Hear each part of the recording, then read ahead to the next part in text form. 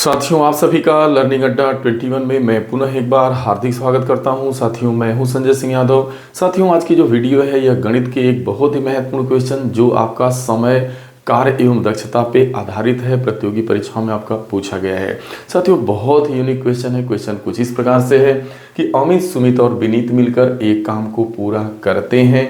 अमित और सुमित मिलकर काम का 70% भाग पूरा करते हैं और सुमित और विनीत मिलकर उस काम का 50% भाग पूरा करते हैं। तीनों में सर्वाधिक कुशल कौन है? विनीत है। सभी समान रूप से काम कर रहे हैं, सभी समान रूप से कुशल हैं, सुमित और अमित। यानी आप देख रहे हैं कि इस क्वेश्चन में जो है आपसे कुशलता यानी सर्वाधिक कार्यकुशल व्यक्ति कौन है, यानी आपसे दक्षता का अनुपात पूछा जा रहा है। दरअसल साथियों, जब इस प्रकार का क्वेश्चन आए जहां काम कितने समय के अकॉर्डिंग किस तरीके से हो रहा है, यहाँ देख रहे हैं काम का दो लोग मिलकर के अमित सुमित 70% भाग पूरा कर रहे हैं और उसके बाद सुमित और विनीत मिलकर 50% भाग पूरा कर रहे हैं। तो यहाँ से हम क्या करेंगे, हम समय का अनुपात निकालेंगे और देखिए आपसे दक्षता का अनुपात पूछ रहा है। तो आपको इतना चीज़ बहुत अच्छे से मालूम होनी चाहिए कि जो दक्षता होती है उसे ही आप कहते हैं कार्य कुशलता। तो इसका जो अनुपात होता है वो समय के साथ ठीक उल्टा होता है, यानी विलोमानुपात होता है। जो व्यक्ति किसी काम को करने में ज़्यादा समय लेता है इसका मतलब वो कम कुशल है, जो कम समय लेगा वो ज़्यादा कुशल यानी ज़्यादा दक्ष माना जाता है। या इसे ऐसे भी यूँ समझते हैं कि पावर का ठीक उल्टा समय होता है, यानी पावर का जो अनुपात होता है वो समय के ठीक उल्टा होता है। जो व्यक्ति या वस्तु ज़्यादा पावरफुली होती है वो किसी काम को करने में कम समय लेती है, या जो कम पावरफुली है वो ज़्यादा समय लेती है। तो ये आपको सबसे पहले पता होना चाहिए, फिर इस क्वेश्चन में कोई दम नहीं, आप लगा लेंगे।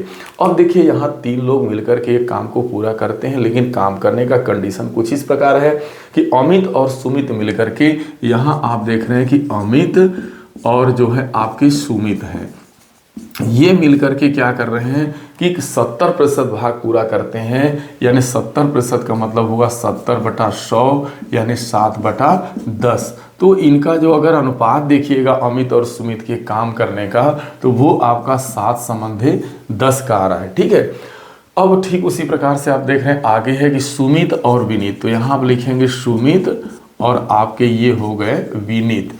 तो इनका आप संबंध देख रहे हैं यहाँ पे क्या है भाई कि जो सुमित और विनीत हैं ये 50% भाग पूरा करते हैं। 50% का मतलब हुआ 50/100 यानी आधा, यानी 1/2, यानी जो अनुपात बनेगा वो 1:2। यानी सुमित और विनीत के जो काम करने में जो समय का अनुपात बन रहा है वो 1:2 का बन रहा है। और यहाँ अमित सुमित का क्या अनुपात बन रहा है? 7:10।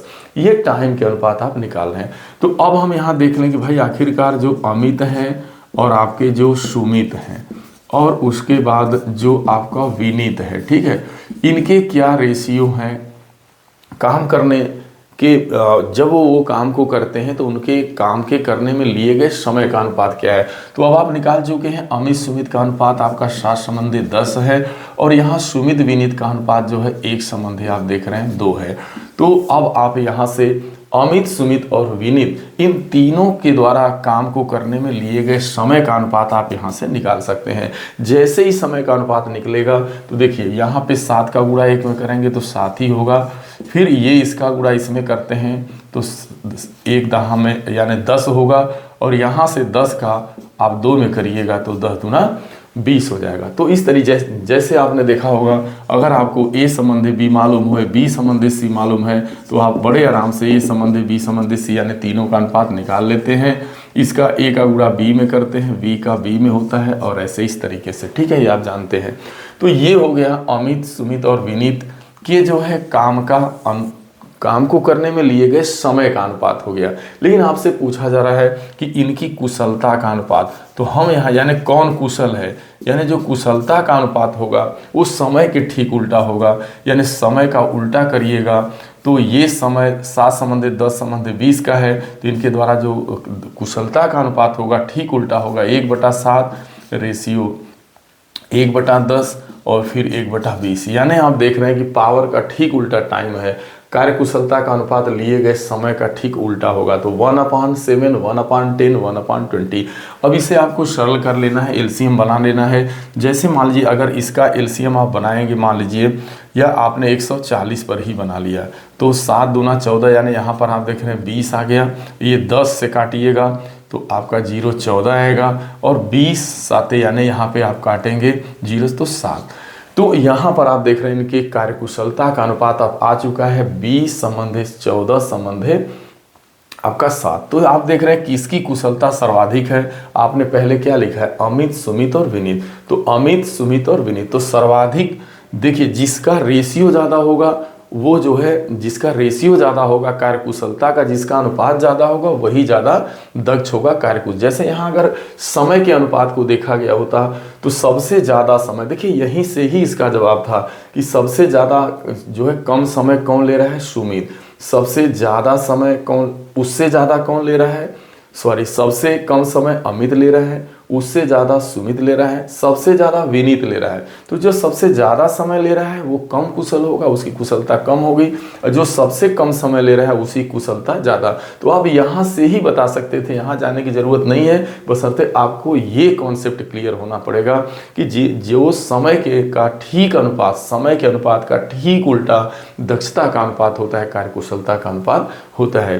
तो ये समय, तो यही आप देख रहे हैं कि यहाँ पे इसका रेशियो ज़्यादा है, अमित का रेशियो ज़्यादा है, इसलिए यहाँ पे अमित ज़्यादा कुशल होगा। यही आपसे पूछा जा रहा है, तीनों में सर्वाधिक कुशल कौन है, अमित है। उसके बाद कौन है, उसके बाद जो है आपका सुमित है। सबसे कम कौन दक्ष है भाई, विनीत है। तो साथियों यदि ये वीडियो यहाँ पे बहुत अच्छे तरीके से हमने बेसिक कॉन्सेप्ट आपका क्लियर करने का कोशिश किया है। साथियों यदि ये वीडियो अच्छा लगे तो अपने लोगों के बीच जरूर भेजिएगा, और इस टाइप का क्वेश्चन निश्चित रूप से आपसे पूछा जाता है। साथियों कॉन्सेप्ट ही, गणित के अंदर कॉन्सेप्ट ही पावर होता है, सिद्धांत ही आपका पावर है। यदि आपके पास सिद्धांत की अच्छे से नॉलेज है तो आप ऐसे क्वेश्चन को तत्क्षण लगा सकते हैं, बहुत ही फास्ट, देखते ही देखते आप तुरंत लगा सकते थे, लेकिन ये सारी चीज़ें पता होने के बाद ही आप कर पाइएगा। ठीक है साथियों, मिलते हैं अगली वीडियो में, तब तक के लिए आप सभी को ढेर सारी शुभकामनाएं। Thank you so much.